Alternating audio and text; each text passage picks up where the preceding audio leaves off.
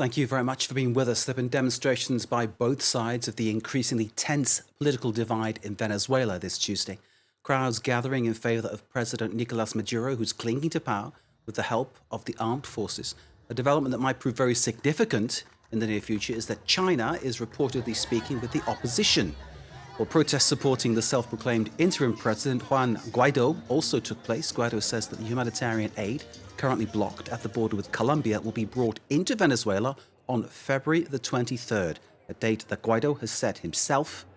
And of course, we wait to see how this all develops. Let's bring in for analysis Marco Vincenzino, joining us live, of course, international affairs commentator and director of the Global Strategy Project. Marco, as ever, thank you for being with us. There's another development just breaking, which I'd like to put to you because this very much concerns your line of expertise, I think. Sergei Lavrov, Russia's foreign minister, has warned his US counterpart, Secretary of State Mike Pompeo, against the use of force in Venezuela. Do you think this is where the crisis may well be heading?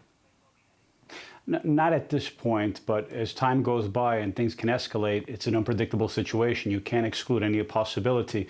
But here I would say is that in terms of the regime's survival, obviously there's many factors: support from the military, you have economic diplomatic pressure from the United States, the regional neighbors of Venezuela, the major European powers, the UK, Germany, France, and Spain. But I think here's a clear thing is, will their creditors, mainly Russia and China, continue support the Maduro regime? And that's an important question. I think if you compare China to Russia, Russia is clearly the junior partner in this relationship. China is more pragmatic. What really concerns China is that debt it's paid, is debts that Venezuela owes that are paid, and secondly, is long-term investments remain secure. Behind the scenes, talks have been held. Guaido already made promises to the Chinese. Venezuela has a $20 billion debt with China. So Guaido very astutely guaranteed them that he would protect their interests in the long term.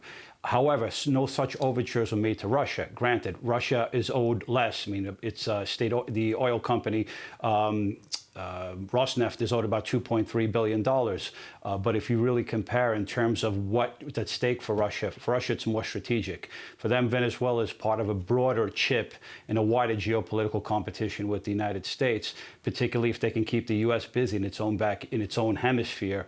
Although in the long term, and then also you have to consider the fact if they were to lose Venezuela as a chip, it in no way compares in terms of strategic importance when you're looking at Ukraine or Syria.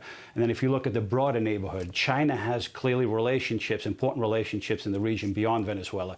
It's the number one trading partner of Brazil. It's the number one trading partner of Argentina. It has key economic relationships with all the nations of the region. On the other hand, Russia is far more limited in terms of its relationships with the other region.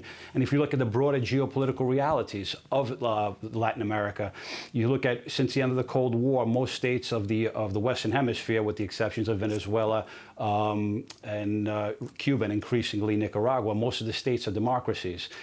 China doesn't. It looks in its long-term interest, and it's looking mostly in terms of economics. Most of those states that are democratic states really reject what they would see as a Russian interference in its region.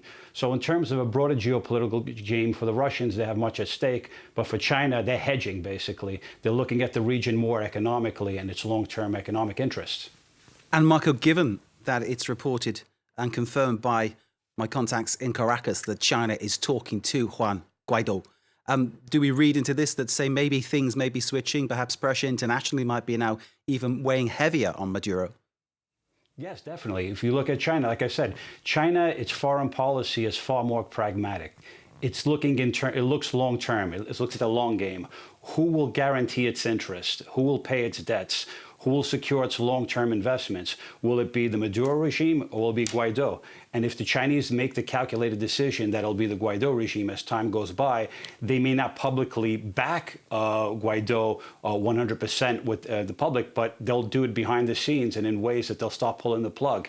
Yet that decision, whether it's been made or not, remains to be determined. But as time goes by, the odds are stacked against Maduro with respect to the Chinese and in terms of other players of the region also. Marco, the humanitarian aid, which we understand is stuck at the border with Colombia. Now, Guaido is saying that this will enter the country on February the 23rd. He's being quite precise about this. Do you feel this could lead to a flashpoint between Maduro and Guaido, maybe the army being involved? Sure, I mean, listen, you have the army occupying one of the main bridges that connects Colombia with Venezuela. So you can see a possibility of an escalation at the border itself. But once you can see also within Venezuela, he's been very careful. Maduro's been extremely careful not to physically detain Guaido, because he knows right now he has full diplomatic recognition. So this is a very, very dangerous game he's playing, whether or not he would detain him or not. That's a decision he's going to have to make in a calculated fashion to see, basically weighing the costs and benefits and making an analysis of it. And if he feels pressure to the point whereby he needs to detain Guaido, he may make that decision. But that would further escalate the entire, we can call this chess game, or escalate it further exponentially. Marco Vincenzino, thank you very much, as ever, for joining us. It's always a pleasure to have you on the programme. Marco Vincenzino, the International Affairs Commentator and Director of Global Strategy Project. Marco, thank you very much indeed.